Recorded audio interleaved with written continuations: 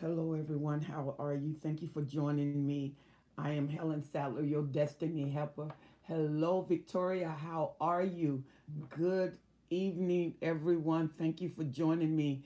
I am on YouTube. Thank you so much, Andana, for joining me. Thank you so much. We're going to talk about a subject that many of you have ridden me over. And one of the things you talked about is why don't anybody believe the hell that I'm going through with the narcissist? We're going to talk about that. So if you want to join me in the conversation, thank you so much. I am also on Clubhouse. Welcome, Clubhouse. Thank you for joining me on this topic on tonight. And we have people coming on um, YouTube. Thank you so much for joining me. This is a tremendous topic because narcissist relationship is not a relationship. A relationship is one that goes both ways. With narcissism, it's a one-way highway.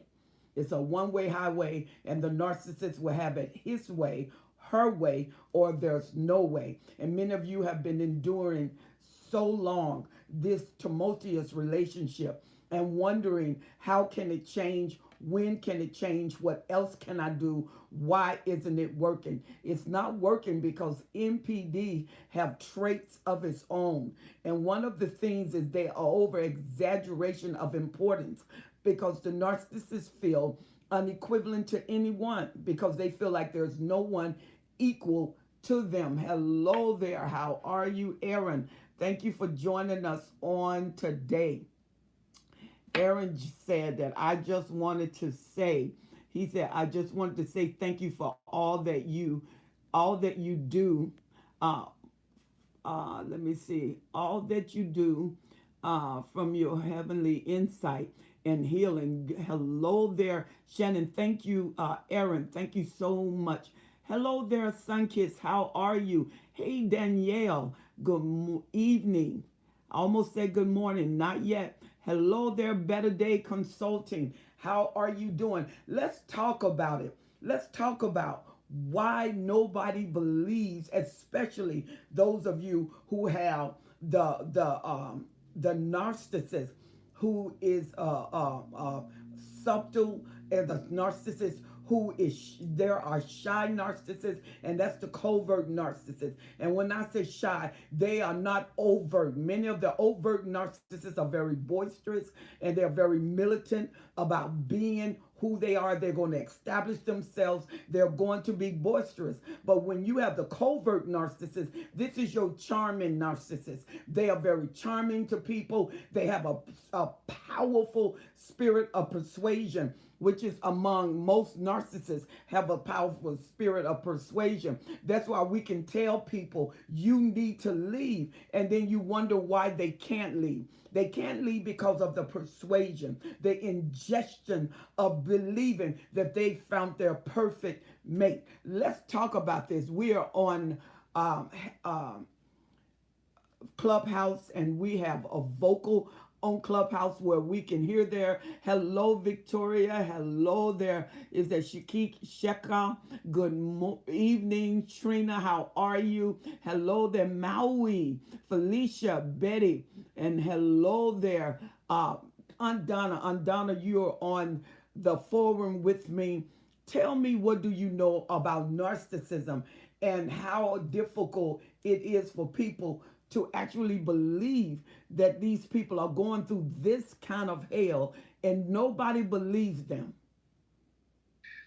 Hi, Helen. Thank you for bringing me to the stage. And I am here to support you.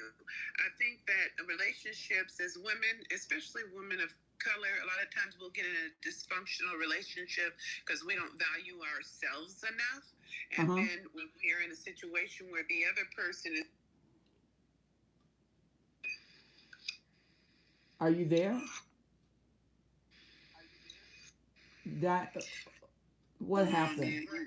When you waved at me, it started a different room. Okay, let's not go to this room. Let's leave quietly and go back to the other room. Okay, Danielle, how can we get that back? Okay, guys, on Club YouTube, hold on a minute.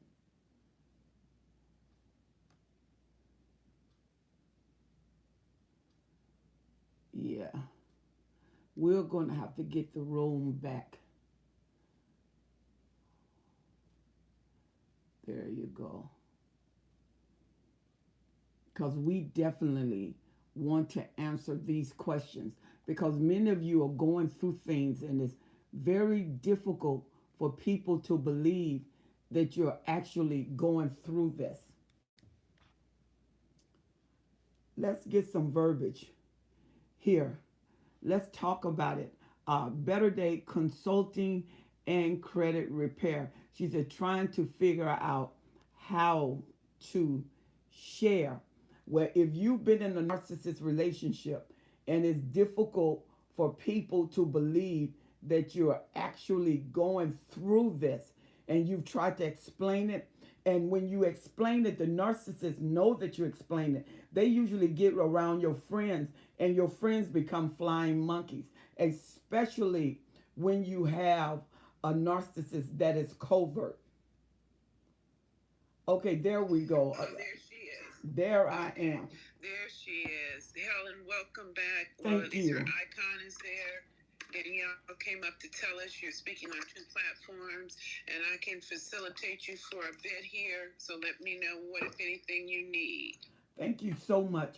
We was discussing, and I have people that are now on live Welcome on everybody YouTube. to the room. I appreciate your patience. When we do rooms where we broadcast on more than one platform, sometimes if you'll just allow Apostle is speaking on YouTube, so when she can hear. This okay, I'll mute my mic. I'll mute my mic. Thank you, ma'am. When we are dealing with narcissism, NPD, there are certain characteristics that recognize these people as NPD. And one thing about those with NPD, it's hard for them to give, it's hard for them to share unless there's an ulterior motive. Everything with NPD is about that person. And if you go to a counselor that is well versed in NPD, you don't have to tell them that you're being traumatized. They already know because they know the characteristics of these people that have been diagnosed. However, only very few, only about, they said between 8 to 15% has actually been diagnosed with NPD. Most people with narcissism is not diagnosed, and a person can be narcissistic and not be a narcissist, but a narcissist have certain traits, certain ideology, and when you have a relationship, it's going to end up being a situationship because the narcissist is not giving, they don't respect boundaries, they don't know love like we know love and give and take. They know how they can use you, they know purpose, and a narcissist can not love you, but treat you good based on will you okay, I thought I had did that. Danielle doing that right now, making her a moderator. There you go. So let's talk about it. Now we on YouTube, they can't hear YouTube because they can text, but they can definitely hear you on Clubhouse. Clubhouse, you have verbiage. So we want you to use this verbiage, use this language, because people need to know they're not crazy. The narcissist will make you feel that you're out of your mind. The narcissist will make you feel that you are insane. The narcissist will make you feel like nobody wants you, nobody wants to listen to you. And then especially when you have the covert, and usually when you bring somebody that you marry, they're going to get involved in the family. And remember the spirit of persuasion. They bring your family over to their side. So let's hear what people are saying on YouTube. And we have Sunkid says, people think that you are overly sensitive and that you are really, you are the crazy one. Absolutely. This is why we're doing this program today. And then we have Jesus. Betty said, Apostle, we cannot hear you on Club. Can you hear me on Clubhouse? Okay, you cannot. There you go. Can you hear me now? If you can hear me, okay, there you go. when you are meeting someone and you bring the narcissist into the family, like any other relationship, you can bring that person and meet your family. And of course, they're going to be a culture, because the narcissists have learned to mirror what it is to be acceptable, to be present, to be presentable before people. But the narcissists on their own, they don't know, because they're locked within themselves. So the mirroring teach the narcissist how to conduct himself around your family, around your friends. And so this is how the invitation begins to be very invitable, when the narcissists present themselves as if they are loving, as if they are caring. And the narcissists, the love bombing, they show you so much attention, and they would do that in public. So many women would say, wow, I wished I had a guy like that. I wished I had a girl like that. But the truth of it is, it's a temporary stance to get you hooked and to get them in control. And we have Shannon. Shannon says that, she said, mines think I'm being too hard on the narcissist. She said, I gave him a chance because what she say? He traded me, feel like I was too hard on men because I have boundaries and standards. Wished I had listened to the situation. Let me tell you something. This is why we're doing this, because people don't understand. Unless you've been in a narcissist relationship, most people, because you can get in a relationship where people can cheat, people can mistreat you. We never tolerate physical abuse and emotional abuse. You don't even know you've been emotionally abused, especially if you came out of a narcissistic family. You're already groomed to handle that type of abuse. And so to you, it's normal, but it's not normal to a person who have not been abused. And we have to recognize this before we are trapped emotionally, before we give ourselves over and we can't get out. Because most of the time people can't get out because they feel like, if I give them another chance, if I pray hard enough. The only thing about prayer changes people who yield to the change. You can't force a person. God won't even force a person. Whosoever will, let him come. And so a lot of times we think we can change people who don't want to be changed. And we don't see ourselves without that person in the relationship. A covert narcissist is a master manipulator. And I mean, they're charming. They're, a lot of time they'll step back. They'll be soft-spoken. They won't be overt. And they'll put things out. They'll bring people together. They'll set it up a scenario and then put you in the midst of the scenario, and you look like a fool and they look like a champ. Come on, let's hear some verbiage back here. Sun Kids again said, I have been blocked by my friends and that I thought were once extremely loyal. Not with the spirit of persuasion. Let's talk about that spirit of persuasion. Do anybody on Clubhouse or YouTube want to talk about the spirit of persuasion? When you are moved beyond your reason, moved beyond your wisdom, because you can think at the speed of thought, but when the spirit of persuasion come in, it can move at the speed of dark spirit, because spirit moves quicker than your mind. Come on here. But they operate at the speed of sound, and the speed of sound is hearing, dealing with sound. And then you can think, how quick you can think. That spirit can operate at the speed of thought. If you process slow, the spirit that is with that person is not processing slow, it's quick. And if you are quick and you're able to catch it, and the only thing that can catch darkness is light. So there has to be knowledge. There has to be information. There has to be illumination. Let's talk about that. And let's see what Shannon said. That she said, I meant to say my family think that I'm being too hard on the narcissist. No, you're not. You're being very careful and very wise. Danielle said, if you have any questions related to today's topic, please feel free to put it in the comment section and she will help us. Those of you that are on Clubhouse, let's talk about it.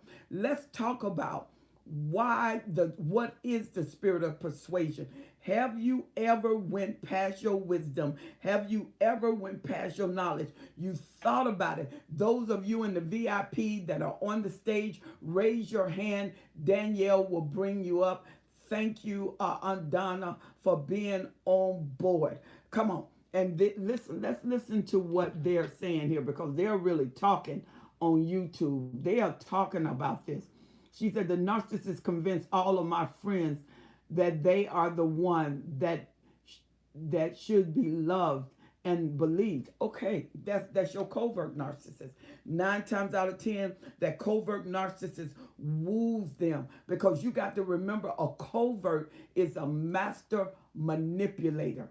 The covert narcissist manipulates your mind, manipulates your thought, and they will play the victim.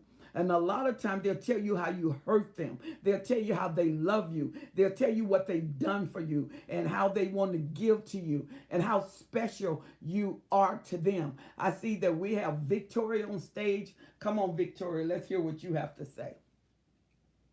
Thank you, Dr. Helen. It's a pleasure, privilege, and an honor to be up here with you. I'm so glad you opened up this room. This is desperately needed for a lot of people. You are welcome. With this narcissistic spirit, or spirit of persuasion, spirit of manipulation, what happened to me was you give yourself over to, you end up giving yourself over. Your mind is being hijacked, Helen, Apostle.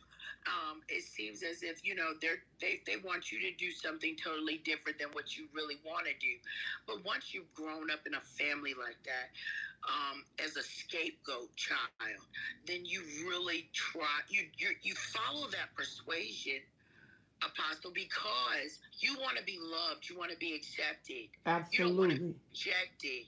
And if you're a child, once you get older, you still want that from them. But that's not what you're going to ever get, Apostle. So when you'll just allow them, you'll just give yourself up. It's like they're taking away your self-worth, your self-confidence, your self-esteem, everything about yourself, until you're diminished down to nothing. Absolutely. It's like you're a shell and you just follow and do what they want you to do. You're being manipulated. It's a form of mind control. You know what? That is so true. I love the way you put that, Victorious. And that's what it is. Because in your mind, remember, your soul have your mind, your will, and your emotions. Now, if he get your mind, he's after your will. Because your will is the doing part of you. It is the motivational factor that calls you to move.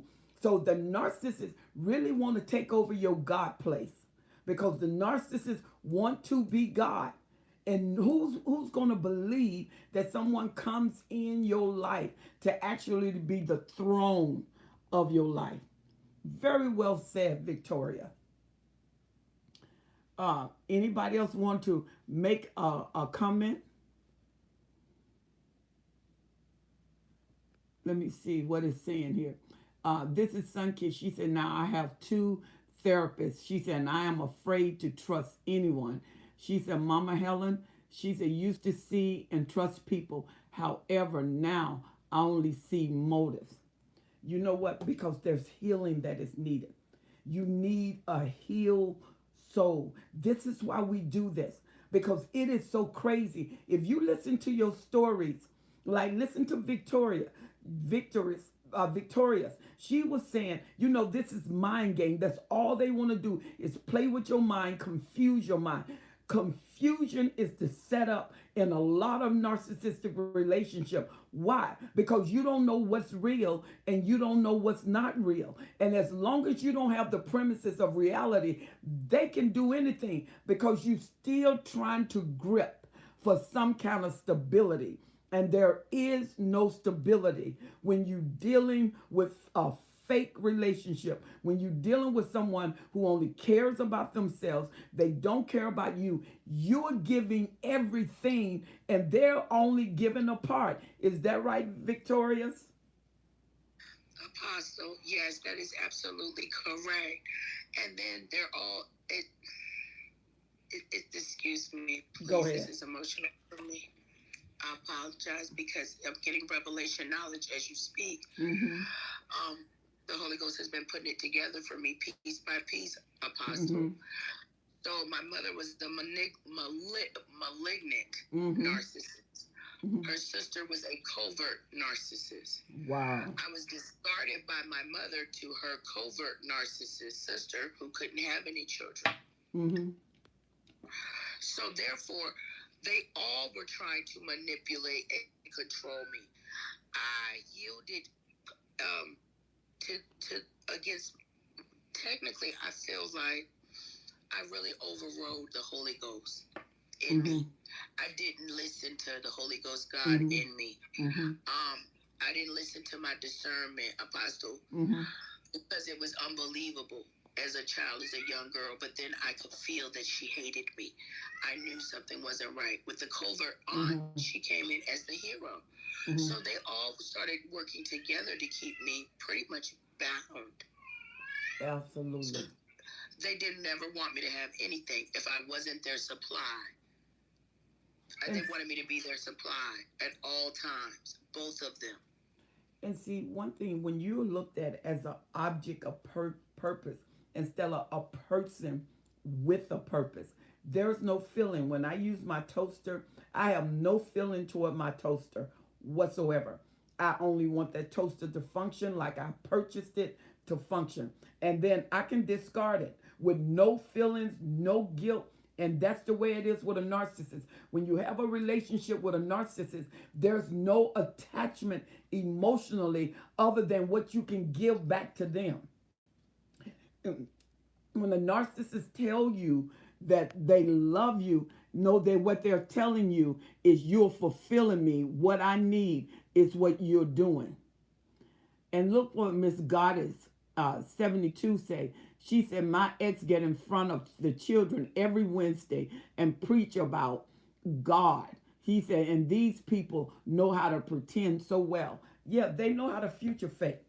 That's what they've learned. And you got to remember, just think about if you were with someone and all of their character is what they've got from people, not what they've learned through life, but what they mirror through people. And when they mirror through people, they extract what they want that is going to help them to overthrow other people, to overcome other people, to make other people think that they're the best because they have this need for an extreme superiority.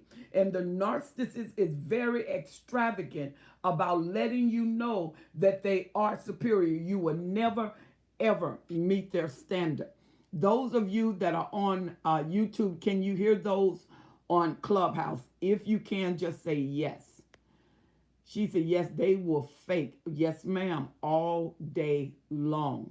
And you will have to figure them out. She said, I find myself doubting that, obviously, and will settle with blaming myself. No, you never blame yourself because that's what the narcissists want you to do, is to blame. I see that we have another VIP on board, Danielle.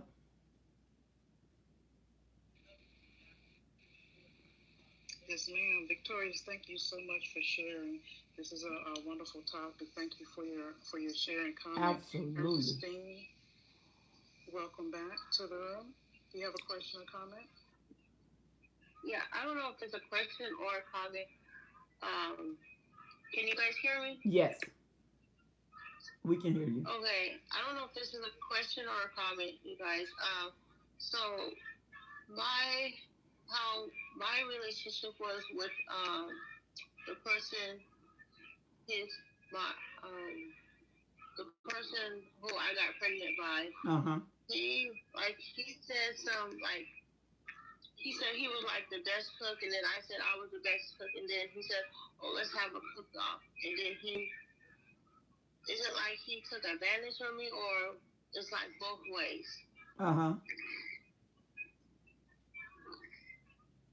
So, and then he said he was like abusive. He was trying to be abusive to me.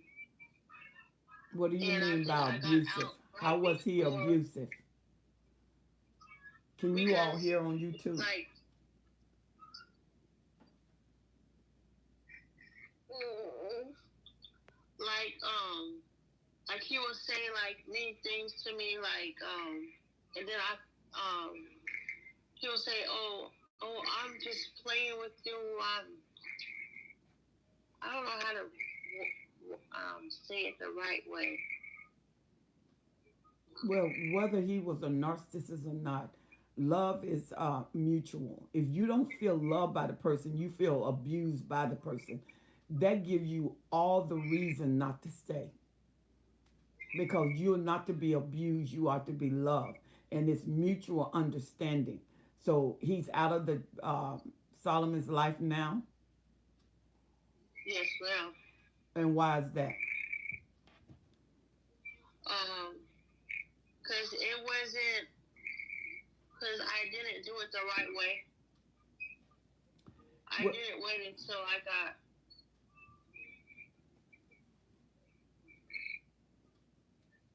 well, that wouldn't have anything to do with it. Well, anybody can make a mistake, and if you made a mistake, he could have still been a part of Solomon's life. But if he didn't want to be a part of Solomon's life, you just keep moving forward. You're doing a great job as a single parent. Then you keep moving forward, and you don't have to ever tolerate any abuse. Never. Absolutely. And listen to this. Some kids said verbally abuse. That's just as worse as physical violation. Um, and this is Miss Goddess 72. She said, "Why do I feel like I don't have peace, and I'm feeling that I can't um, get ahead? I feel like I'm just stuck." And that I'm with the and she said, "I'm not with the narcissist anymore," because you have to break all of the transference, all of the legal transference. When you are with a narcissist, listen to this, everybody. If you want to know how devastating it is to be with a narcissist, when you're with a narcissist for 3 months, the average treatment is 2 years. That's just for 3 months being with a narcissist. So you can imagine if you spent 5 years with someone who constantly abused you. That's why you feel stuck. That's why you feel like you can't get ahead. You got to get all of those words of you can't, you won't, you shouldn't, who will ever love you. You are the one that is abusive. I do everything for you. And you're constantly getting that. So you have to get that reel that is constantly rolling, that is constantly repeating out of your head, and you have to put other positive messages. You have to get around positive energy. You have to get around people who celebrate you and not just tolerate you. The narcissists tolerate you, not celebrated you. They celebrated themselves. So that's why you feel stuck. And Sunkiss is saying exactly. She said they are verbally abusive. Absolutely, Godless 72. She said, wow. She said, I was with my ex for 6.5 years. Can you imagine the level of therapy you have to get him out of your system? She said, narcissism is connected to demons. She said, and their dark energy has to be removed constantly, all the time. That's why you have ruminating. Have you noticed that even after they're gone, you are thinking about them? I need some more hands raised on Clubhouse, because I want to hear your story on Clubhouse. I want to hear what you will have to say on Clubhouse, because your story is the healing balm for someone else, because it let them know that I'm not crazy. If nobody believed me, you have sisters and you have brothers that know what you're talking about. They know what you've been through, and they know that you're not crazy. And they know it's a everyday fight. If you've been with them for 6.5 years, just think about those of you who've been with them for 15 years. I have a friend, her name is Aunt Pat, and many of you probably heard of her, with Karen Smith, that is in Honolulu, Hawaii. You know, they have been 33 years, 46 years. I had one lady 67 years with a narcissist, and he did not change. And she was with him for 67 years. The 67th year, he discarded her. She was loyal, and he left her after 67 years. You never get to the point where you're comfortable. You never get to the point where you are secure. And it doesn't matter how you tell people about it. They don't understand, because even if they're with a man that cheat, he would secretly cheat and try to hide his cheating. A narcissist would secretly cheat, but they'll make you think that you're the reason why they cheated. Everything is to blame. And when you got serial cheaters, they are not trying to stop. Let's see what Sunkist said. She said, I have been gone for over 3 years, and I just got finished crying right before Mama Helen notification came on. See, are y'all hearing this?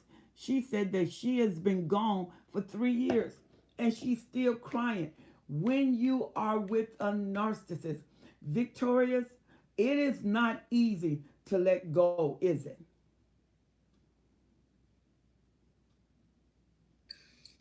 Apostle, absolutely not. I find myself, this is very diabolical for me, and it's extremely dark. So, Apostle Helen, my family signed me over and married me out of the family at 16 years old to a covert narcissist as well. Wow. I took care of him until the day he died, which was 2 years ago, January of 2020. I am just realizing what I was actually in, and I could never leave him. I'm thinking now, Apostle, of some of the things that they're saying now. This is at my most vulnerable moment. This is when my husband has died. This is when now I'm here. You know, that's when they all like ganged up on me and mobbed me, and I still and it was very difficult for me to let go of my covert narcissist auntie, who was really playing to be a surrogate mother for me.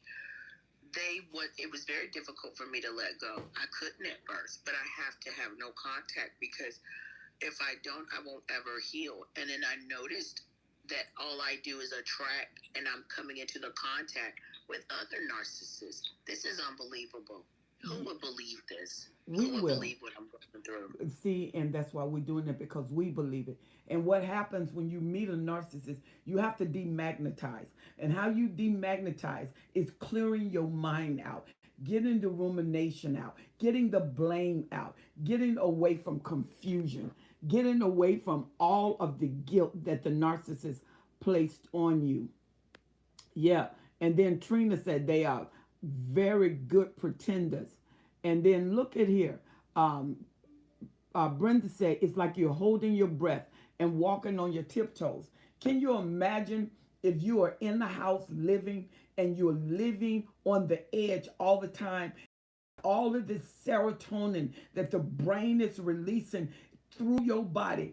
And you notice that women, a lot of times you get big around the stomach, or men get big around the stomach from the stress of all of that serotonin. And if you get too much serotonin in your body, it triggers the brain, where the brain doesn't know that it's releasing that much serotonin, because it's a broken system, because your body was not made for that level of stress. And a lot of times, after coming after a narcissistic relationship, you are diagnosed with PTSD or CPTSD. And that CPTSD is what you are constantly dealing with now. And soldiers get this in war. So it's like having a war going on inside of your body. Can you imagine that? And let's hear what we have to. They're saying here on YouTube. She said the narcissist is very addictive. This is Miss Goddess 72. She said, and they prey on vulnerable people. They prey on vulnerable people, or if they think, there's a movie called Kiss the Girls. And it's about this young man who was tortured by his mom. So what he looked for, he don't look for vulnerable women. He looked for strong, talented business women, and he breaks them down. And once he break them down, he don't want them anymore. All he wants to do is break them down, because to him, he's constantly breaking down his mom. Karen, welcome aboard. Thank you so much for being with us. I think she's coming right back. Moderate, there she goes.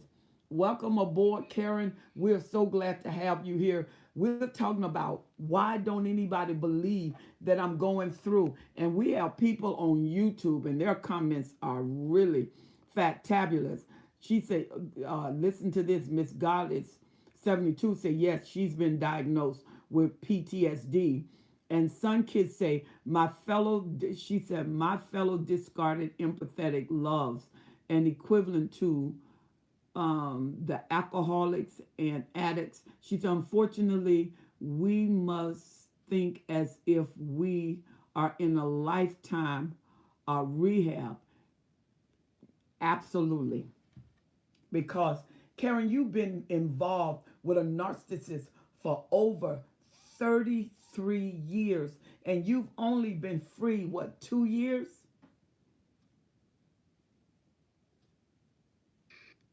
Yes, ma'am. It'll be 2 years this August. I'm not sure. Can you hear that phone? Yeah, we can hear you. Do you hear me? Yes, we can hear you. I don't know why that's happening. I only have my phone. I'm gonna go out and come right back in. Okay, perfect. Absolutely. We have Sierra, moderator. Let's get Sierra.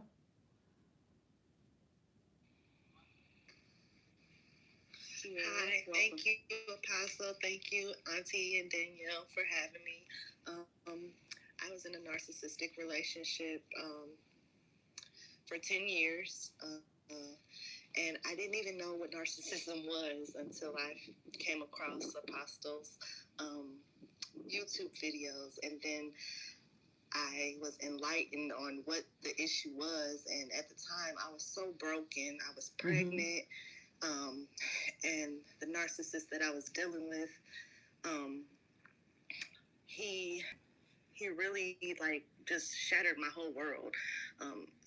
I gave him, I felt like all my youth, and he just basically, once my self-esteem was diminished completely, I didn't feel pretty, I didn't feel smart.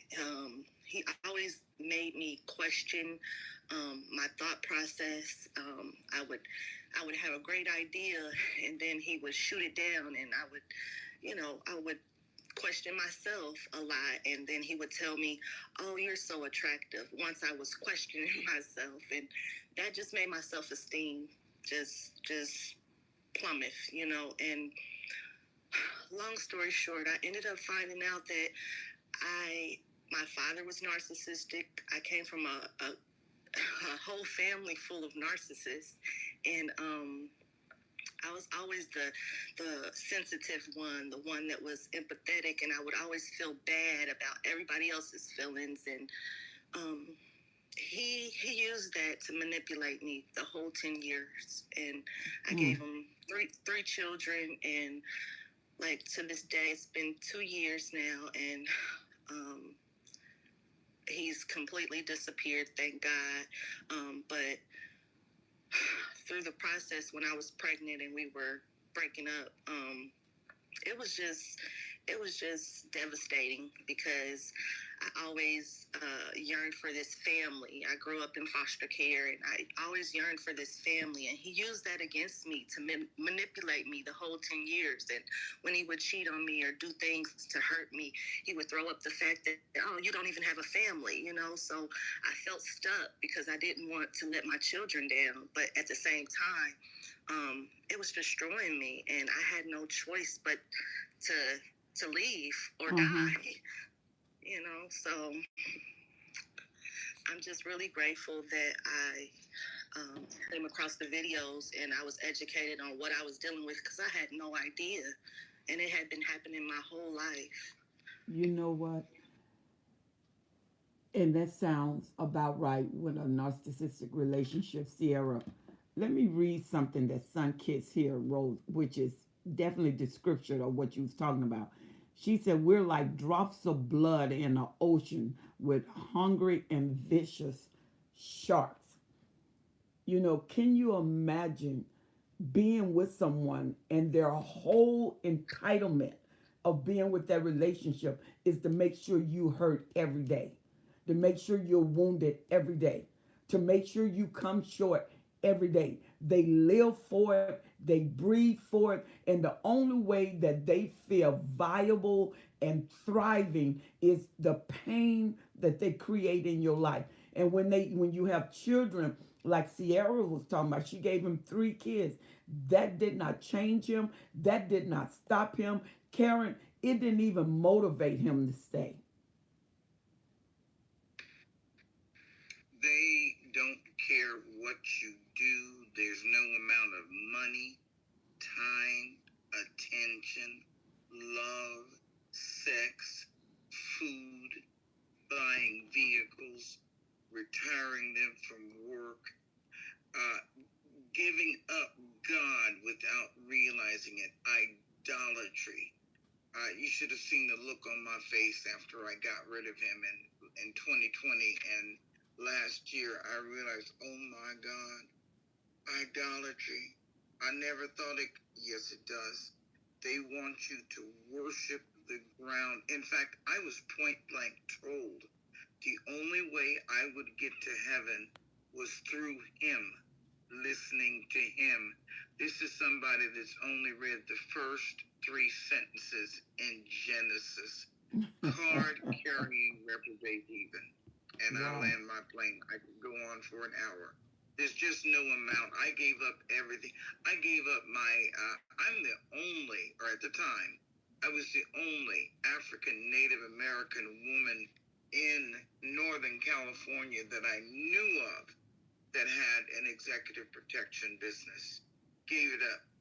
The look on my face 2 years later when I'm in Hawaii scrubbing toilets for a living, because I got to do something with him. We got to be together. We're one. We're one. Please. My mother moved out of the South with degrees.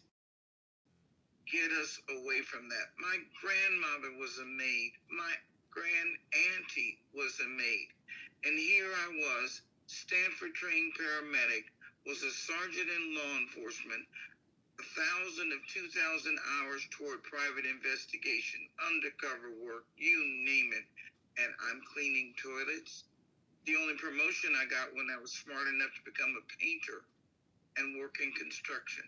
Wow. There's no amount of giving. And let's not mention disinherited. Until I get rid of him, I'm getting nothing. And I land my plane. Wow. Karen, listen to this. This goes along with what you were saying. Aaron said, I recently got a restraining order against my ex narcissist 3 weeks ago, and he's already violated the order by reaching out to her friend, her family. No amount of, I got a restraining order, only asked for 2 years. The judge looked at the case and saw he had a prior restraining order for calling someone the N-word, German, Irish, English, Canadian, and Cherokee like me. 33 years before, if someone called me the N-word, he lost his mind, was climbing fences and going crazy after people. The last 3 years, I was the N-word, but totally gaslit. I didn't say that in front of witnesses. I never said that. You're crazy. You're making that up. You're just trying to control me. In fact, you want me to be your white N-word. There's no amount of gaslighting and magical thinking. And when they get older people, they live in delusion. At the end, when you met me, Apostle Helen, I was in a constant state of cognitive dissonance. I remembered who I was, but didn't know who I was at the time. There were times I had been so gaslit, so sleep deprived, that I literally twice had to look at my state ID to remember my first name. And that's the last thing you lose unconscious. At Stanford, they taught us never address an unconscious patient by their last name. Absolutely. Everybody remembers their first name. I forgot mine. Wow. Numb. When you met me, I couldn't cry. I couldn't laugh. People tickle. They tell me, I get back text. Oh, Auntie, you got me rolling. Can you imagine me talking like this? It's very quiet. And most of the time, saying nothing. Wow. No shampoo for 2 years because he kept playing with my hair all the time. No bath for so long. I was that woman that stank, not stunk, stank at church. Why those Hawaiian people just hugged me and loved me anywhere at the church, I just don't know. Except for they had that unconditional love. And I was literally loved back into consciousness, going back to church finally, and waking up and coming to, getting hunger for the word and getting back into daily conversations with the Lord. You know, when you read the Bible for yourself, it tells you you can get a divorce. In the case of sexual immorality, and I can't think of anything more immoral than coming home and finding a 6'2" transvestite man sitting on your side of the bed and everybody looking like Bambi in the headlights because I came home too early and I land my plane. To this day, he has more dresses in his wardrobe than I do. Wow. You know, I was looking at God, Miss Godness 72. She said, yes, I still think about the narcissist. And she said, I feel like I want to go back. She said, but I don't because I know how it's going to be if you go back. It's going to be horrible. It's never best. I never known a relationship where a person left and came back and it was best for them. It always get worse. If a person does not change, you're not getting a changed person. You're getting the same person. And it's just like a job. If you spend 20 years on a job, you're going to be better and better at that job. The narcissist is constantly evolving. They're getting better and better at manipulating, at controlling, and having the human aspect. Why? Because they're constantly evolving. And so when you put up a stance, it stops them in their track. Narcissists hate to feel like they're rejected. They hate to feel a sense of abandonment because many of them that got into this situation got in this situation because of turmoil anyway. And so let's listen to someone else that we have in Clubhouse. Moderator.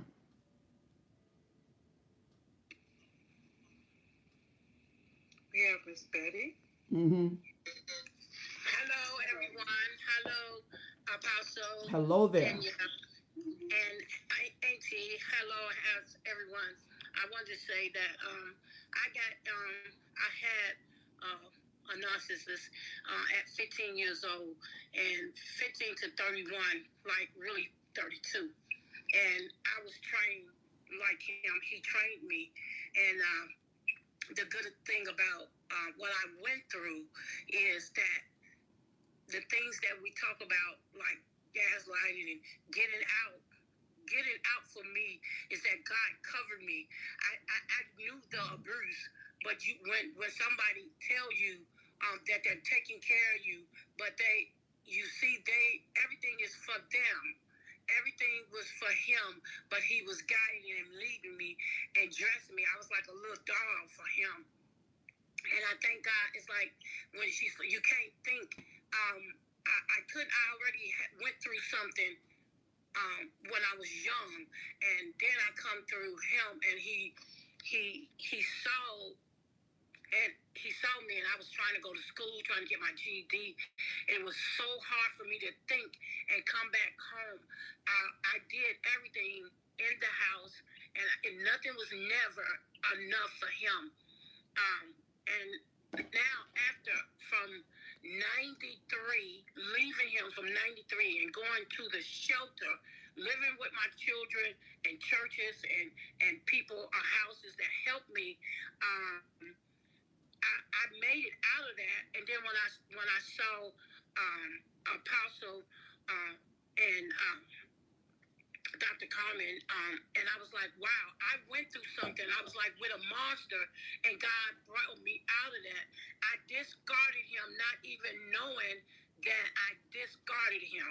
And I went no contact. I went to the shelter, and I would not contact with him. I snuck over there and got my kids out of, transferred my kids out of school, put them in another school.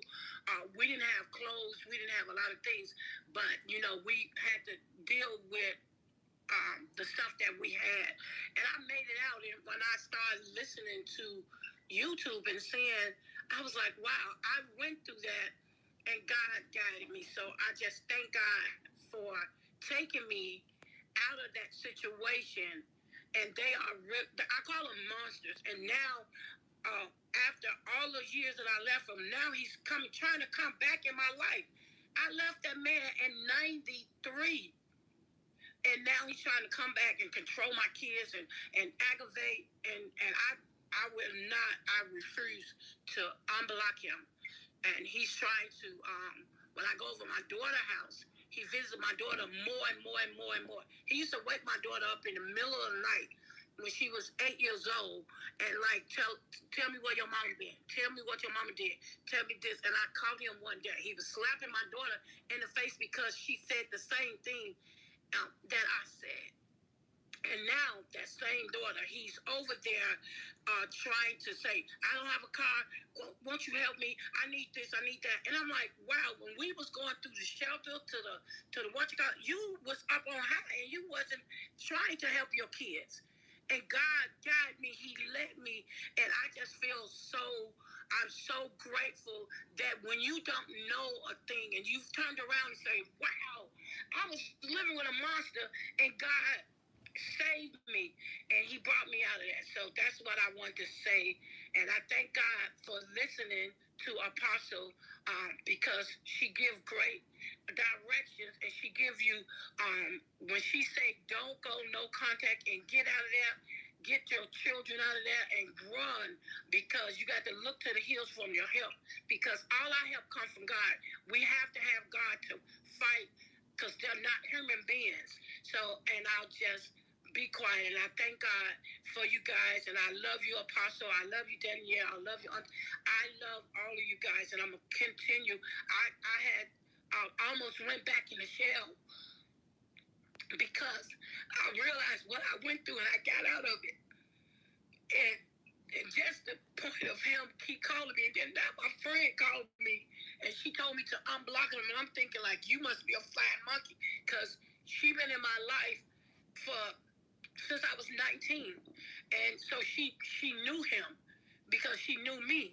And now she called me yesterday and told me to get back. She said, well, I wish I would talk to my baby's dad because he's deceased and you can still make up with him. I'm like, I'm not making up with him. He's an animal.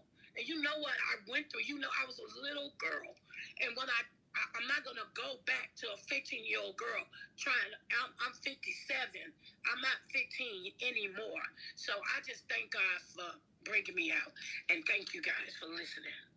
You know what, Betty? That is so good that you understand. A lot of people don't understand. A lot of people forget. It's like when you're pregnant and you're going through labor, as long as you're going through labor, that's the last time you're going to have a baby. Then when the baby is born, you forget about all the pain. The relationship with a narcissist, you have to remember, these people don't see the need to change. They see the need for you to change. And most people that say they go through therapy, when a narcissist go to therapy, if a narcissist is not able to look within themselves to change, then how did the change come? Because if you go back, and it's just like God at 72 said she wanted to go back, but she said she did not go back because she knew that it would be worse. She said, I failed all of my classes. She said, when I was in college for my BSN, she said, because I couldn't even concentrate from all of the drama, that he was putting out every single day. And that's why we was talking about that if you look at your brain under a CAT scan and you see all that the narcissist is affecting in your mind, you can see the radioactivity and you can see how the brain has been affected by being with a narcissist.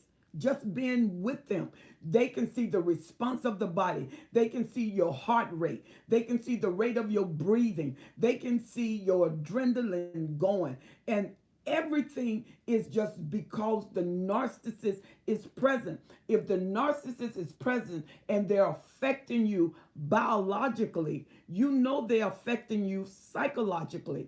And one person was asking, have you ever woke up and the narcissist is looking at you? A lot of times witchcraft can even be used in relationship to dominate your mind, to bring you in. And while you're sleeping, you don't know that the narcissist is talking to you and they're going into your subconscious, saying things to you. And you wake up from your conscious level wondering where these words come from, because through the night they imparted those words into your mind, and you find your will is just overthrown. You'll find that you've never been through a relationship like you've been through with this narcissist. And usually when a person abuses you, you have the will to leave, but everything in you know you should leave, and you are fighting. And just like Betty said, from 15 to 32 years old. And then Victoria said that when she was 15, how young she was. I wish we had Aunt Pat, because Aunt Pat was a young woman and she was in it for 46 years. And listen to Miss Goddess 72. She said, I was diagnosed with deep sleep. Is there apnea? She said from being with apnea, okay, from being with a narcissist. You may notice that if when you was with the narcissist, you were sick. But as soon as you left the narcissist, all of those things they diagnosed and could not find a root left.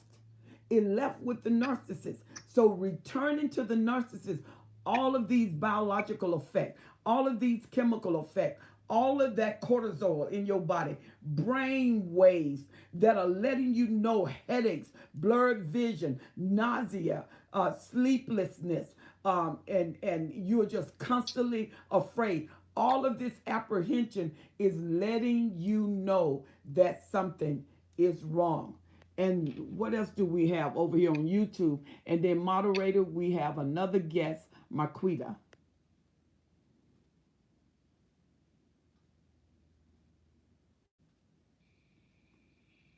Hey, Marquita, thank you so much for joining the discussion today. The floor is yours.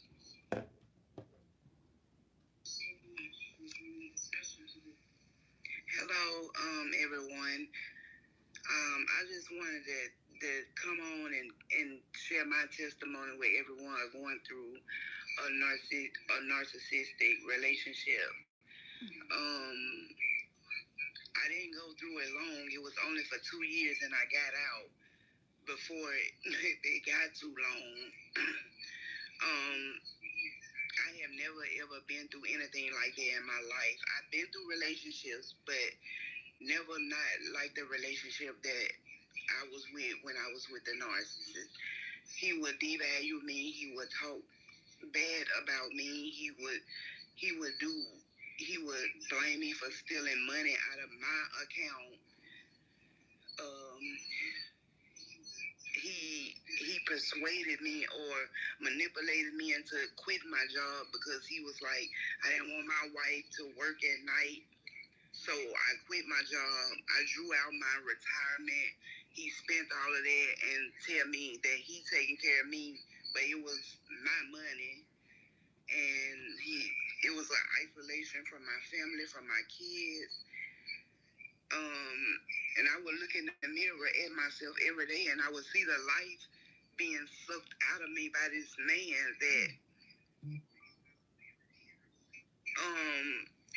tell me that I should be happy I'm with him, and I'm like, God in your life. He would tell me that he was like God in my life, and I'm like, it just was so, it was, I don't know what, but after I left him, it was like I felt like I felt like I was going crazy.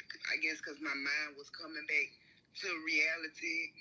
It wasn't filled with the lies that he was telling me. He was telling me I wasn't a good wife and all of that, and would have me look up passages of reading of how to be a good wife and all of that. He would just take me through so much every day. He would accuse me of cheating all the time. I never left the house. Only time I left was with him. I would have to, if I did leave, I would have to rush to where I was because he would call me all the time. Um, it was so much. It just was so much. Now I'm on a journey of healing, and I feel like I'm more free, but I know I'm not all the way here because, like Miss Betty was saying, and Miss Sierra was saying when I listened to their story, um,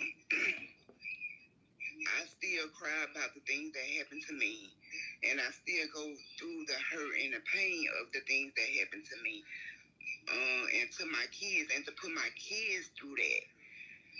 Um, it's still heartbreaking, but I am on a healing journey where I got a therapist and I'm going to therapy and all of that for it to build Absolutely. myself. And I watch Apostle Helen, I watch Dr. Carmen, I watch Tesla, I watch all of the channels to keep me motivated to keep going. And how long And were I you thank God with for him, listening to me. And Marquita? How long were you yes, with him? I was with him for 2 years. Okay. You see everything you went through for 2 years and the kind of therapy now that you Yes. need after 2 years. And I think that was Mrs. Goddess was saying, they are addictive. And when we first came on, we was talking about the spirit of persuasion, where you feel obligated to be with them. And see, the love bombing, which we're going to talk about at another time, that love bombing is powerful. And if you miss the red flags in the love bombing, you're hooked. And 3 months with a narcissist is a lot of damage. Kelly said he used to read something at night whispering, and Karen knows about that. And see that when they're doing that, that's almost like putting a spell on you to change your mind because your subconscious is working effectively when you are sleeping, and they embed the codes into your subconscious, and then you wake up in the day with that for your cognizant realm. It comes from your subconscious to your conscious realm, and you're wondering where all this stuff come from. And then next thing you know, you're under mind control, and you cannot figure out. And I'm sure you thought that too, Marquita. Why in the world am I allowing this abuse? Why in the world am I going through this? When if it was another relationship, you was able to break it. But this relationship, it almost seemed like they're controlling you.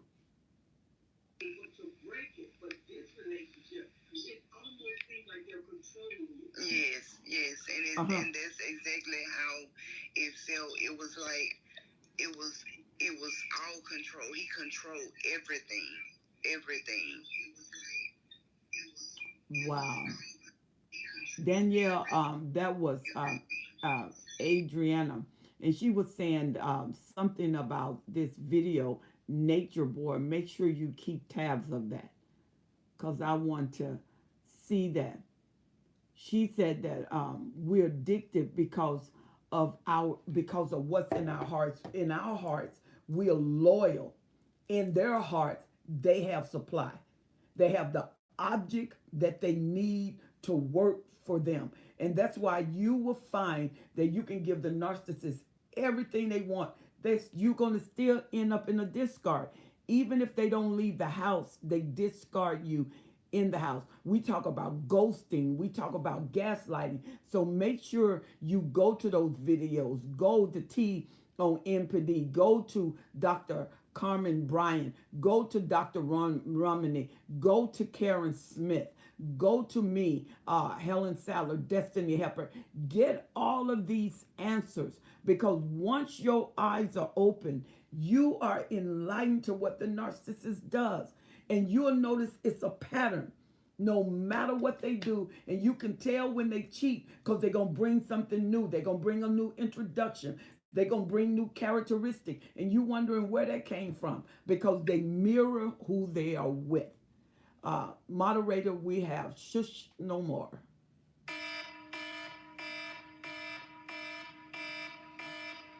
Sis no more. Welcome back to the room. Marquita, thank you so much for sharing your testimony. Sis no Thank more. you so much. Oh, good morning. I'm sorry, I was just chuckling then because Apostle Helen, was that alarm an announcement that Shush No More was speaking? Uh-huh. I'm sorry, I just found it funny that it went off as I was opened my mic. Apostle Helen and all the beautiful people in here today. Oh. Sorry. Yes, ma'am. Yeah, sorry, I just couldn't hear. That's it, thank you. I just wanted to say that as you were speaking about what they do when you're asleep, there was another thing that happened to me. And so the abuse started at 16 years of age for me. Unfortunately, before then, I was born with a disability and rejected by my mother. And then when my mother and father fell for my sister when I was 3, I went back to live as a family, but at 16 years of age. So 30 years of enduring this absolutely ghastly, horrific abuse. Mm-hmm. And I didn't realise Apostle Helen until a long time afterwards. But although he didn't whisper to me, what I realised was happening is because of sleep deprivation, because he was an alcoholic. And so his sleeping pattern and the time that he was ever at home was sort of nil. But he would have the television on all night, Apostle Helen. And the contents of those programs did exactly the same that you speak of. And it's just another reminder that there is no limits that they will go to do exactly what you said in a form of brainwashing, filling our head with such poison. It's absolutely unbelievable. But may I just say, as you are all here, and so many of you are amazing warriors, amazing survivors, we can survive, can't we, Apostle Helen? And may I just share that I cannot believe that I missed so many minutes of your room this morning. And when I saw that it was here, forget any dating. I've been single 8 years and I'm going to continue being single. But the excitement I felt that all of you are going to be in this room, and I feel so much love and care. And I just wanted to thank you. And if there's time, I wanted to just share one little quick thing. Is that okay? Okay. Yeah, thank you very much. So it's very quick. So, Apostle Helen, one thing that I started to do for my own recovery was I write rhymes. I just wanted to share this little one, if that's okay. I do apologise. It's not very long, so I hope that's okay. So, the trauma and how it changed me, that truth, it sent my everything right through the roof. Get over it, they say. It will go away. But nope. There is no going back. I am finally in the honesty trap. I search for help from others, but they are busy with their own brothers and mothers.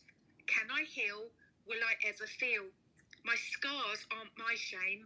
I am sick of this lonely game. I search for people to see, people who could see and be with the real me. But why am I sorry? Why should I feel shame? It was him who played such a sick, cruel game.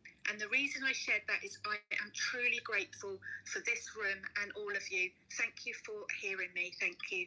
You are so welcome. You know, this reminds me, Sunkiss says, The narcissist will kill you without touching you in every aspect of your life. I like the way she put that because they are uh, beings that want totality. They will not give totally themselves, but they want you to give totally yourself. They want everything you have. They want your dreams. They want your goals. And that's why the narcissists, when they met you, if you notice when they first met you, they was very, very, very into you. And the one thing that they talked about was being with you. They wanted to, everything that you was interested in, the narcissist was interested in. Everything that concerned you, the narcissist was concerned about it. But right after that, the devaluation comes. Once the devaluation comes, if you notice, it never picks back up to the love bombing. It started heading downhill to the discard. And a lot of times we think the discard is when the narcissist leave. The narcissist can come home every night and you can know there's a disconnect.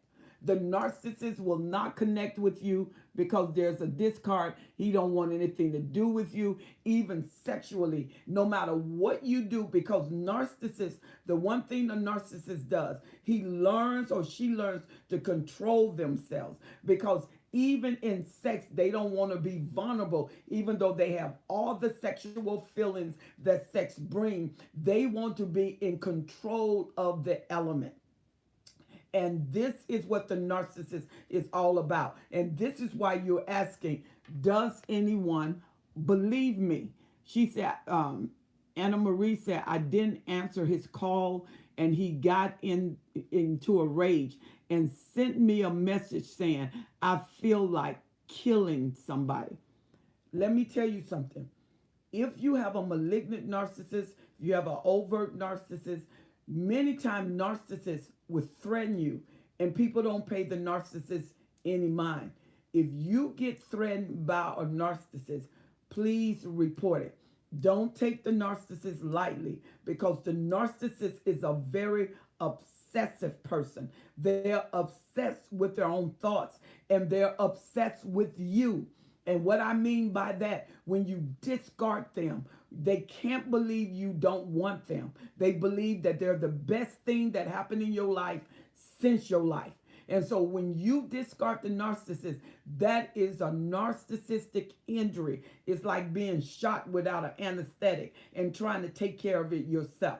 The narcissist is really hurt. They can't stand abandonment. They can't stand rejection. It sends them into a rage. Or if you go and get someone else, the narcissist get into a rage because how dare you have perfection and then you go get imperfection over them. So now we're going to have questions. We're coming to the close of this room and of this session. You all have been tremendous, even on YouTube. There was something that was said. Listen to this Anna Marie. She said, I spent a month with him in Jamaica and he acted normal. But there was something else you said, Anna Marie. She was saying that she wasn't even with him. He was in Jamaica and yet he was controlling her and they was only videoing. I was trying to find that, Anna Marie, because that was really, really, really good. And then Lois Muse said, educate yourself. She said, so you can protect yourself. She said, God has ultimate protection. Pray for these nameless demons. She said, let God get them. But to do that, you have to be aware of where you are. Many times, many of you are going by your emotions. You're going by your heart. You cannot go by your emotions. Wisdom must overpower what you feel because what you feel can change. But the wisdom will last beyond your emotions. Your wisdom is what you should go by. What is wise for you and your children?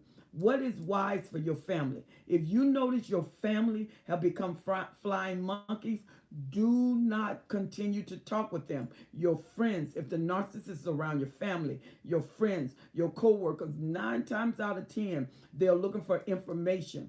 And that information is going to help the narcissist get a grip or control. And Shannon says he has to get up at 5 a.m. while I was asleep. She said, and one time I felt him stand over me. She said, and took a picture of me when he thought I was sleeping. Now that is very uncomfortable. That would be very uncomfortable for me because I would be wondering what is his intent. She said he used to watch 1,000 Ways to Kill. That is terrible. Listen to me. If you feel threatened, leave. If you feel that he's plotting against you, leave. Don't stay. Don't go by your emotions. Notice his pattern. Notice the ability to treat you in a foul manner consistently. Trust your instincts. Your instinct will give you the wisdom you need. Your emotions will keep you there. There is a gospel singer. She's African. And she kept saying that her husband was going to change. And they was getting counsel from some pastor, but her own pastor, did not know that it was so severe. She went back one time too many. He killed her. He killed her with others around knowing that he was abusive. Life is powerful and you can redo anything that you lost. You can be anything. The Bible said that we are fearfully and wonderfully made. Ladies, gentlemen, don't give up your life. Like God is 72 said, you can be killed without them ever touching you. All they have to do is control what you love and control your purpose. She said, I was a scapegoat and the fixer of my narcissist family and friends. She said, when discarded, every so-called friend and relative, in less than a month, I was off 9 medications. See, when you're around toxicity, it will show psychologically, socially, it will show financially, it'll show physiologically, it'll show in every aspect of your life. When you want to build yourself, you have to be in a healthy environment that's going to celebrate you. So we're coming to the conclusion. If you have any questions, present your questions, and then we're going to come to the close of this room. So moderator, do we have anybody with their hands raised? Men have female narcissists. One thing about the female narcissist, the power of sex is in a woman. What do you mean? Because this woman can come with pink hair, green hair. She can come with overalls. She can come with a bunny rabbit outfit. She got all of these different women that she can present to this one man. And if you think of a toxic woman and her whole mindset is to control you, men, be careful. And then women, when you have a man who's strong, and a lot of times men may be bisexual, like you were saying on the porter, then you have to be careful. You have to be very, very careful because men, narcissists see their children as an extension of themselves and they love themselves. When you read the story of how the narcissist came into view, he was in a war and he saw his reflection in the water and he refused to leave such beauty.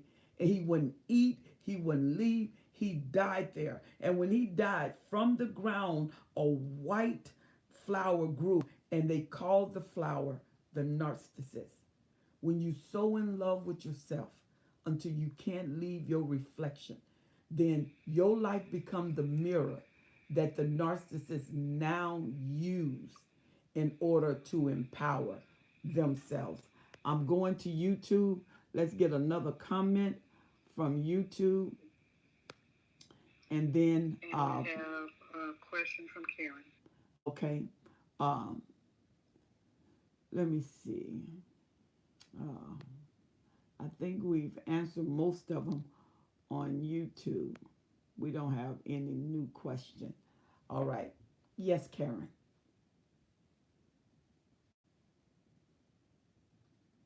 Karen. I actually have two questions. Uh huh.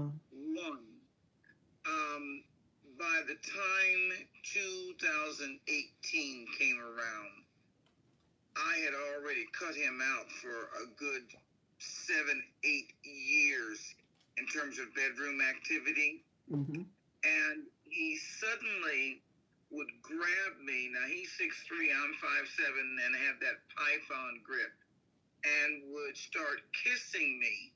I'm struggling, and of course, they know how to play you like a fiddle.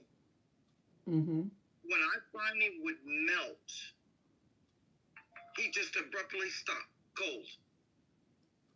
And then 2, 3 in the morning, I wake up and you know what he's over there doing, all by himself. Right. That was that game. That's question one. Question two, I would see him watching true crime story serial rapist murderers. And usually always husband and wife or total strangers who ran around doing this. Mm-hmm. And out of the blue, he would look back at me and go, I'm studying. Now I want to know what test is he studying for and who's giving it. There were times because of the remote location we lived in, I literally slept with a 10-inch knife taped to my hand. And that just shows you the power of the trauma bond. I should have been gone. But the twofold question is, why do the passionate kiss and then go play with yourself? And this happened more than once until I no longer would tolerate that, just leaving me hanging. And second, the purpose of doing all this studying, I became quite concerned. And at this point, I had weapons everywhere. And I land my plane on those two questions. You know, a narcissist want to know, do he still have it? And so he needed to take you at a height and just let you drop, because he wasn't about to fulfill you and give you happiness. So he let you suffer because he know you wasn't a cheater. So what were you going to do? You was going to suffer. And then he went to release himself because he did not want to suffer.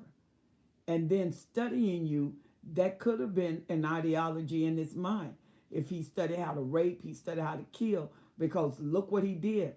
He grabbed you after 7 years, 8 years of no action. Then all of a sudden he comes against your will because now you don't want to be bothered. And remember, the narcissist his whole mindset is to cause you pain. So it made him happy that you were unhappy. But he wanted to make sure he still had that touch, and that when he came to you, you will respond. Hey, I get it. It was a power game That's that all he it was was. doing. That's all And it I was. mean, eventually it backfired because when he did it, would try to come to me again, I would sink my fist into a very small, soft area and end that game. But I just couldn't figure out, why are you doing this? Because you know the shop is closed. He didn't care about his shop. Okay. Because That's okay. remember, a narcissist need constant admiration. And just the fact that he felt like he still have it was enough for him. He needed that fuel, and he got it from you. And listen Okay, to well, you ain't getting none now. yeah. And listen to this. This is Shannon 28. She said, I'm 9 months no contact, and he still hoovers. I caught him riding past my house. I've known people where the narcissist was gone several years. He was gone 10 years, 15 years, and they had a new family, husband. The narcissist did not care. The narcissist came back around as if he had left yesterday and came back. And the way he treated the supply was the same instant he left. The way he came back, that's the way he thought he found them. And they had moved on to a new life. The narcissist didn't care about the husband. The narcissist didn't care about the children. What the narcissist cared about is, I'm back, make room for me. And you're telling them no, so you probably have to get the law involved. Stalking is against the law. And when he's constantly showing up in places that you have to be careful, because there is an obsession with the narcissist, and it can be very, very intolerant for the person that is with you, because then the narcissist will start the process of elimination. So be very careful with that. Do we have any other questions, moderator? Yes, Miss Betty. Hi. I wanted to know that I had stopped dreaming, right? Mm-hmm. And since the person he started trying to get in contact with me and sending messages through my children. I started dreaming of him like old times, but and I was like in the dream, it was always in the bed, and I was wondering, can like, why am I? Because I had to like basically stop dreaming, and now I'm dreaming. And also, when I was with him, this thing about me going out with my family, going out with my friends, he would always say, if you go out, I'm going to bring a woman in. I have seen him with women's in my house. I spent the night over my cousin's house one time, came in, and he made it like, he's like, I told her that we date, we in a relationship where you can date and I can date. So when I came in the house, I really thought he was joking, because I didn't even take my keys. I rung the doorbell, and he come and opened the door, and he went to say, I got company. I'm like, what you got company? You got company. I'm like, okay. No, he ain't got no company, because he was saying, if you go out, if you leave me, I'm gonna bring a girl in here. And I came in the door. God had, like, I wasn't even saved, but God he made me so strong, and I didn't panic or flounce the hand. And I guess I was trained to be what he wanted me, because he was like, come meet her. So I'm like, I guess I was in a daze, like, this not really happening. So I walked over there, and he said, this is Niecy, and this is Betty, and she's like, oh, glad to meet you, and I met her, and then he turned around to me and he said, did you meet any mans when you went out? Did you meet any nice mans? And I just looked at him, because he like he would have like really put a hurting on me if I would have even met a man. So I just looked at him. I said, men's, when you met one, you met them all. I don't know where the strength came in. It was like he devoured me, bring me up, run the red carpet, and then snatch it under. You is good. You ain't good. You ain't. And so it made me low. But when I got saved, then I got a voice. I didn't get a voice until Jesus came into my life. And I don't stop talking. Sometimes I can't pronounce the word. I can't spell the word. But I always talk, because I don't want to be silent. I want people to hear that what people go through. You don't know what people been. I don't care how a person look. You cannot just take a person and put them in a corner and just tell them when to move and what to do. And I thank God that I don't know where all of this was suppressed. I think it was suppressed. I left that man in 93. And now, because I found out what I've been through, and he started contacting my daughter, and my daughter started contacting, it's like, stop telling me what your dad said. You deal with him. My daughter finna be 39 years old, and I had 3 kids by him. I got a 39-year-old, and I got a 36, and then my son, that's by him, he's 34, and so I'm like, I don't have to deal with him. He didn't want the children to have his last name, and now he go after 15, 20 years go by. He tell my son, change your kid's name to his name. And look, you didn't even come up here, and I was with you. You didn't sign the birth certificate. Now all of a sudden you want recognition with this last name. I wouldn't do it. I'm sorry. Let me stop. But I really want to know about, like, can a person make you dream about them, and what that's about? I'm sorry for keep going.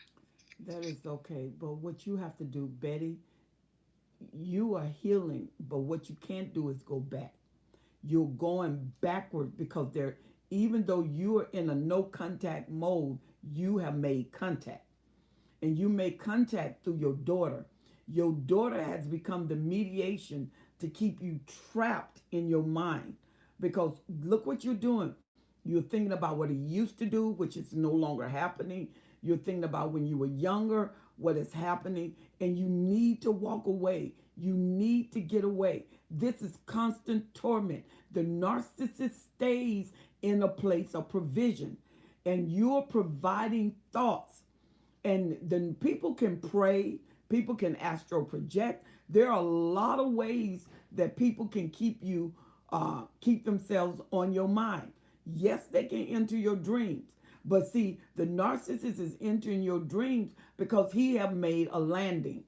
And you don't know that he's made a landing. He's made a landing by getting into your memory, into your mind. Because you are almost breaking down crying of something that don't even exist anymore.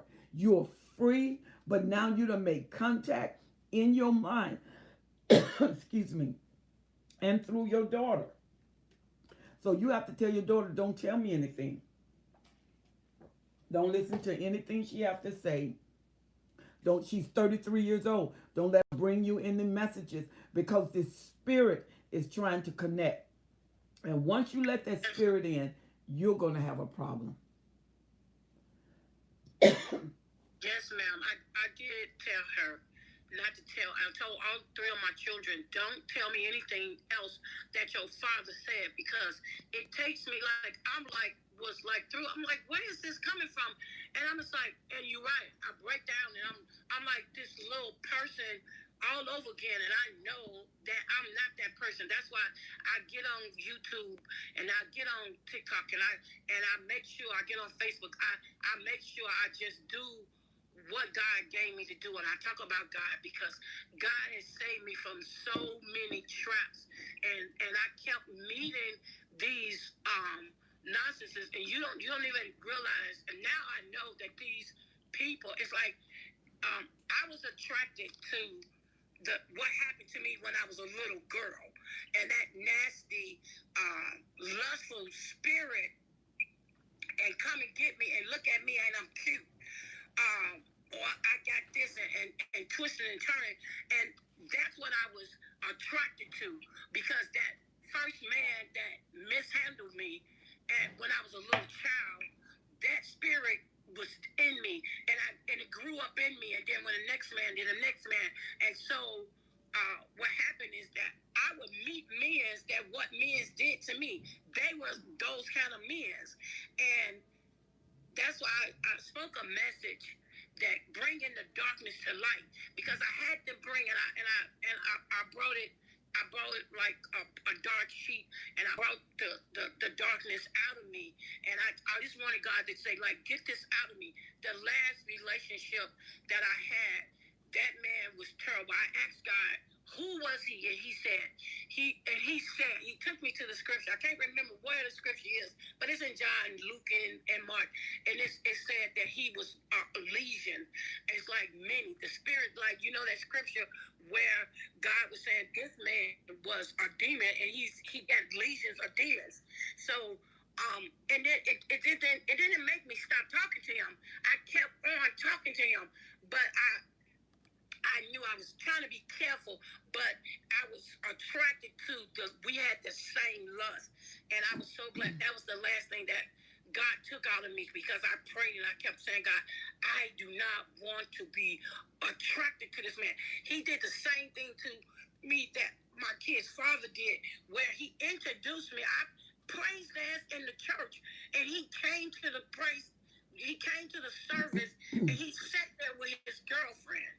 He sat there in church with his girlfriend.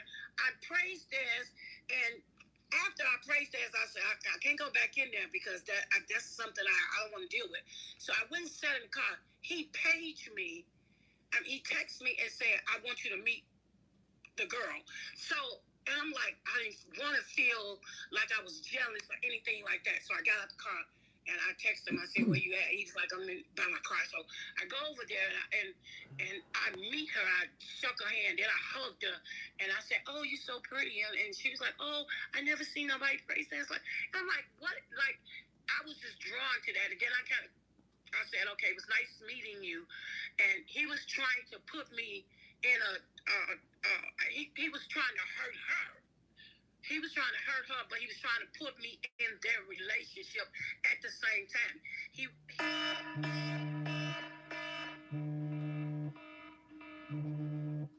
Like, she really, like, I'm a woman and I'm not going to never hurt a woman, ever. But I knew that. I'm like, I thank God for building me up and strengthened me to walk away, because it took me 3 years to walk away from that man right there, because what was that last piece of lust, and it was boiling over inside of me, and God was like, get away. And I got some really big black balloons, so all of these balloons mean something. It was about 15 of them, and I let them go. I let them go because I was letting all the darkness get out of my life, because God was delivering me. And now, after doing all of that, come back. Here he go, trying to come back into my life. And now I'm glad you told me that. So I closed the door by telling my daughter, don't tell me nothing about your father. I don't want to hear about your father. Betty, ma'am, you got to get it out of your mouth. You got to get it out of your mind. You got to get it out of your mouth, because you keep going backward, and you how don't. do I do that? You don't know that you're going backward. You can't right now. Your testimony has to be of you going forward. If you tell your story, it can't be you going backward. It has to be you going forward, because that spirit is trying to attach. And believe it or not, with your voice, you are giving it a magnet.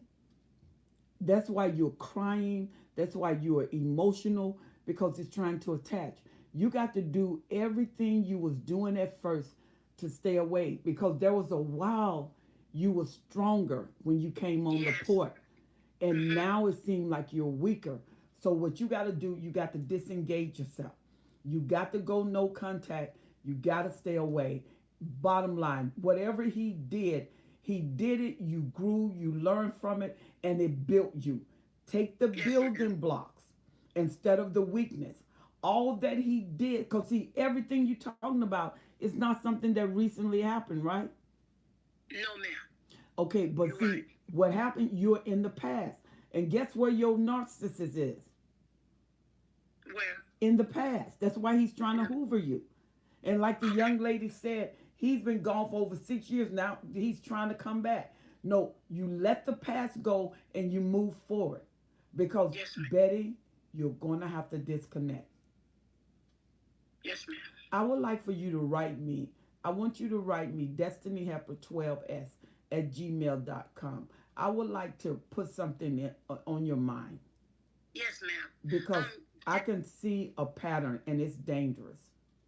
Yes, ma'am. Danielle, can you put that in the chat so I can get that, please? Yes, ma'am. I'll send it directly to you. Thank you. I really appreciate you, and I thank you so much. I'm going to do it, and I'm going to. I already told my daughter, but I have to do it in my mind myself, because when I think about that, it makes me mad. It makes me mad, but I can't keep, like you said, I can't keep going back, because when I go back into that little stage of where I got hurt, and I don't want to talk I want to talk with the authority that God gave me But because I sometimes, know. but Betty, sometimes you can't talk. You got to know when to voice, and you got to know when it's a trick to voice, because the enemy is really trying to attack you, and he's using your words. Because when your ears hear your mouth say something, tell me your emotions don't get involved. Okay. Does that make sense? Yes, ma'am. Yeah. So you're gonna have to move forward. So make sure you write me, and Danielle's gonna put it in the chat. Okay, thank you. Okay, and listen Thank to you what so Sun much. Kid says. She said some situations can be controlled. She said, and have to research. She said, and apply what we learn. Absolutely, Danielle. Um, Sun Kiss, absolutely. All right, we have one more person here. And do we have, Danielle, anybody on YouTube that have any questions? YouTube. No more YouTube questions. Okay, let's get Allison. our final person, and that's Shirley. Good evening, Thank you, Apostle. Alice. Thank you so much. Alice has blessed me with $19. Thank you so much, Alice. I really appreciate that. God bless you. And we have Shirley. Good evening, Apostle. Good Thank you evening. How for are you? allowing me. I'm doing really good. I figured I'm hearing about some of these things, and I'm getting out of a relationship with a malignant narcissist. Oh, dangerous. And so basically, I'm just listening to some of the stories about hoovering. And when I met this person, he was in his mid 50s with 8-year-old fraternal twins uh, that I didn't know about immediately. He kind of had them stowed away because he obviously, I would run if I realized that he had kids at 50 or 8-year-old twins at 50 in his mid 50s Mm-hmm. by his fifth wife. Wow. Uh, yeah, and had another wife in between there, and find out later after, you know, I'm like, yeah, going around with him, dating for 4 years. He wanted me to marry him almost immediately. And I was like going, no, I just got out of a 10-year marriage myself. And this relationship moved really quickly within a couple months. But after Mm-hmm. I met him at a dinner party with some veteran club members, and he's a Vietnam veteran at this dinner get together, and he decided he wanted to hook up with me because I guess he realized that I was, you know, I built my own bikes, doing my own machining, and so I know quite a bit about being a handy wrench, Mm-hmm. and so I'm well known with a few, bike builders and stuff like that, and working on motorcycles. And I guess he seemed to know that. But anyway, back to the hoovering, and the fact is I'm, you know, dating for 4 years before I decided to marry him. And in those 4 years, and traveling to a local city, we're driving by these houses, and I'm like going, what's this? I thought we were going over here. Well, I wanted to check out my old house, and I'm like going, why? Well, I just wanted to see who, been doing what work, and in this city, he must have had about 5 different houses in the area, and he had every time we travel up north to that town, he would have to take and drive by those houses just to check up on them, and then finding out later that okay, one of them was an ex-girlfriend's house. And I'm like, we have his kids in the back seat. And to them, that was normal. To me, that was creepy that he was checking in on an ex-girlfriend. just to see what she was doing and what was new in her yard. And I'm like going, this is weird. I'm like scrunching down in the seat. Well, okay, I marry him. Years down the road, he's drunk, in which he promised me alcohol would not be a problem. It turned into be a problem. But it was, you know, my word against his. Mm-hmm. I didn't know nothing. And so I work nights at my job, and I'm getting these text messages from his twins all of a sudden, pictures, and I'm like, what is this? That's the bathroom door smashed in. And I'm like, what happened? He attacked one of the twins, and supposedly he was drunk, and she said something back to him because that he didn't like, and we have to talk, and he smashed down the bathroom door and pulled her out of there, and I guess the other twin got a hold of their mother, and he had me so upside down and not knowing if the mother of the twins were she being trustworthy because she had a meth addiction and she had a mile-long rap sheet in petty theft and stuff. So that's why he had custody of the twins because she's a felon. So, well, long story short, I find out later that the police had showed up by the mother calling them to the house. And so, he's put in jail. I'm sitting there running around work going, what's going on? And I tell the officer, don't let that woman come into my house.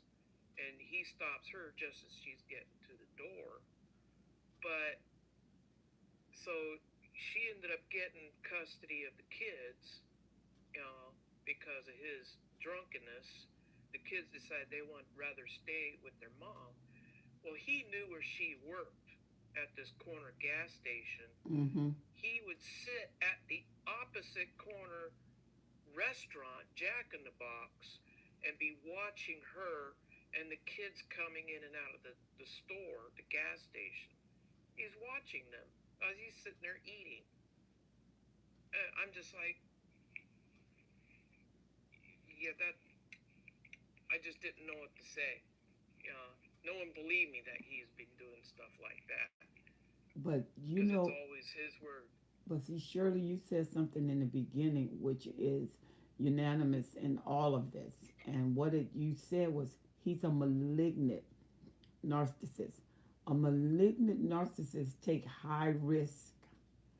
They will risk your life for everything they want. And you can see this. He's obsessed. You must have been good supply because he fit a narcissist. Once they're with you, they feel like you belong to them. It doesn't matter if you moved on. That's what we was telling Betty. It doesn't matter if you moved on. It doesn't matter how many years it's been. Like the young lady was saying here on YouTube, 6 years and he's still hoovering because they feel like they own you. Once they're with you, and you're going to find that he's going to show the same behavior that he's showing with the exes. You, once he discard you, you would be like the exes. He's going to stalk you. He's going to know what you do, and the new supply is going to have to go through with what you're going through.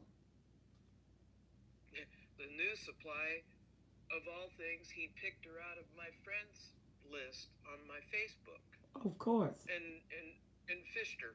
of And she course, took a hook, line, and sinker. of course. And she's known me for a lot longer than I've known him. It doesn't And matter. she's an empath. Well, that's even worse because he's easily, the narcissists really love the empath because they feel with emotions and they feel responsible for what the narcissist does. So he's going to maximize that. And yes, she will go against you. You can know her for 30 years. She's going to be with the narcissist. The spirit of persuasion is going to make her more loyal to him, Shirley, than to you. it's that desperate, he can have her, she can have him, and I got a long driveway, and he'd have to come down that driveway and go through an eyelet that would trigger cameras, and I'll catch him on camera if he comes down my driveway. He's He has to malignant. physically come down the driveway to take and see what's going on around my house. And once he sees all the construction I've got going on and fixing my house, I hope it, excuse my language, I really hope it pisses him off. Yeah, but 'Cause I don't care. he's malignant. It will not deter him. He's obsessed. Oh, I know. And one thing he will be is obsessed with you too. But thank you so much, Shirley, for sharing your story. And Thank know you. that we appreciate it and we are definitely praying for you. Please be wise with him because he is a malignant narcissist. Thank you very much. I have a question here on YouTube, and it is why? What do I do when the narcissist up and married someone else just to hurt me? There's nothing you can do. You just have to. This is your opportunity now to go no contact. This is your opportunity now to heal. Because if he up and married someone, that supply was probably in motion while he was with you. She's not brand new. She's just discovered by you because usually a narcissist, while they're with you, they got another supply on the line. And when they hook that supply, they discard you and they will marry. Shirley was proof of that with her testimony. He wanted to marry her right away, but she wouldn't do it. The narcissist does not want the covenant of marriage. They want the trap of marriage. Hopefully that answered your question, Dora. And then we have Sierra said, why do I feel bad when for my ex narc after he has took me and my babies through? She said, we are the victims that God made victorious. She said, and I'm still no contact and will be for as long as possible. You know what, Sierra, when you are with someone, your emotions are with them. Just because they're diabolical don't mean you didn't have those emotions. And just because they're evil doesn't mean that you won't want them. But what happened is wisdom come in and say, stay away from them, go no contact, get out of their life, and stay out of their life. And that's what you're finding yourself. You're the need to get out and the need to stay out because they will never bring anything to you but more devastation. What other? We're going to answer one more question here on YouTube. She said, my name is still on the deed and we just broke up. Yep, you're going to have to handle your business. It's terrible the way they do business, but you will have to handle that business. Sunkissed Mama Helen, she said, why did my egg donor mother not allow me to forgive her through telling her the truth by not answering the phone again? The narcissists don't want to hear the truth. They don't want to hear the damage they did. They want you to come back apologizing for the damage they did. They want you to take the blame for what they did wrong, even though they did wrong and should be apologizing. And you caused a narcissistic injury when you made her confront what she was doing. That's why she hung up the phone. She did not want to hear the truth. She cannot handle the truth because if the person feel like they're better than you are, then who are you to come and tell them what they did wrong? And you don't feel any guilt. You don't feel any blame because it's not your fault. There's something they have to deal with. You be totally free and let them deal with that. Well, everybody, I want to appreciate you for spending this time with me, and especially those of you on YouTube. Thank you for coming on live. Thank you, Clubhouse, for spending this time with me. I have a mug, and the mug is called Healed Soul. I know that you can't see it on Clubhouse, But those of you that on YouTube, is here. The mug is 25. If you're interested in the mug, I want you to write me at Destiny Helper 12s at gmail.com. Destiny Helper 12s at gmail.com. And let this be your morning coffee, and to remind you that you are walking with a healed soul. Thank you so much. I would like for you to order this mug to remind you that your soul is healed and that you have a right to it. And you are so worth everything the narcissist told you you were not, and that you are more valuable than any experience that they took you to. And guess what? We believe you. I want to say good night, everyone. Thank you for being with me. Those of you who are interested in Hawaii, go to Into His Chambers, look on the event tab. You can start your payment there, get your plane ticket. It's going to be fabulous. And we want to hear your story. Clubhouse, and thank you so much, Karen. She sent a donation PayPal. I really appreciate that. Thank you so much. And those of you who have given to me, I really appreciate it. I'm deeply, deeply honored. And I look forward to next time. If you have not subscribed on YouTube, make sure you subscribe. Every time I come on and upload and update, you will be alerted. And those of you follow me on Clubhouse. We come on Clubhouse 7:45 a.m. Pacific Standard Time, and our room is fantabulous. I have the wonderful Karen. She is awesome. And make sure you go to her YouTube. You will be thoroughly blessed. And Danielle, which is my moderator on all of my ports. God bless you. Danielle, could you count us down? I love you, YouTube, and make sure you join me again. Don't forget to subscribe. Danielle, count them down. Yes, thank you all so much for being here. Don't forget to like, share, and subscribe on YouTube.